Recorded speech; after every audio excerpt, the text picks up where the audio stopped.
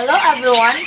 Today, I'm going to show you a video in which I compiled, and it's all about the Philippines to the global issues based on its location in the world. The Philippines is dealing with a deal gone bad. Quite literally, the government is still trying to figure out what to do with dozens of shipping containers filled with rotting trash from Canada. The illegal shipment was discovered in February, but little has been done to return it. CCTV's Barnaby Lowe reports.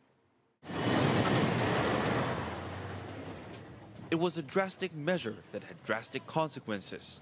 A truck ban in Manila was meant to ease traffic, but instead, congestion at ports created backlogs in deliveries so bad there were concerns it would stall the country's economic progress. But if there was one silver lining, perhaps it would be the discovery in February of dozens of trash-filled container vans from Canada. They were declared as recyclable plastic, which would have been legal, but were found to actually be a mix of plastics, papers, household waste, and used adult diapers. It's been months since Philippine customs officials discovered garbage from Canada sitting in the port of Manila. It's not clear how much longer they're going to remain in there.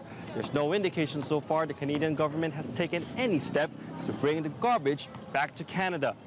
In response to CCTV's request for an interview, the Canadian Embassy in Manila sent a statement saying the case is a private commercial matter involving a Canadian company and its Philippine partner, and that currently there are no domestic laws which the government of Canada could apply to compel the shipper to return its containers to Canada. The Philippine government has been left with no choice but to store and treat the garbage at its own cost. The Bureau of Customs has filed charges against the importer, but environmental groups say Canada should do its part.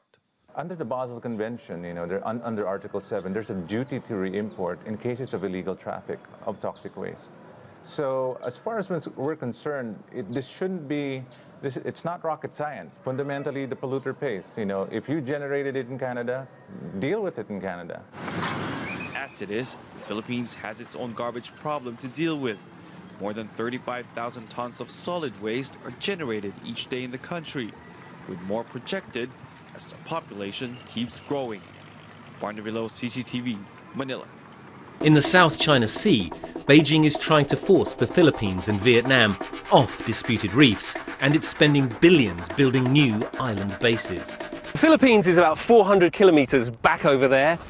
Vietnam is 400 kilometers in that direction, and China is over 1,000 kilometers in this direction. This place really is the definition of the middle of nowhere. So why have I come here? Well, because this island and a few others scattered around here are now at the center of a struggle for the control of the South China Sea.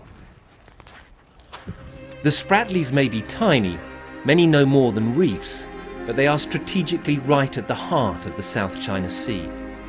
Some are controlled by the Philippines, some by Vietnam, but most importantly, all the Spratlys and the whole of the South China Sea are claimed by China, and it is a claim that China is now starting to enforce.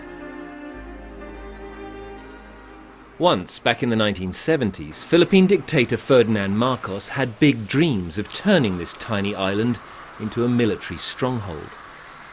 Today those dreams are long gone. The anti-aircraft guns are useless, rusted solid years ago.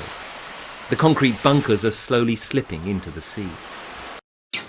Thank you for watching my video, and I hope you learned something from it.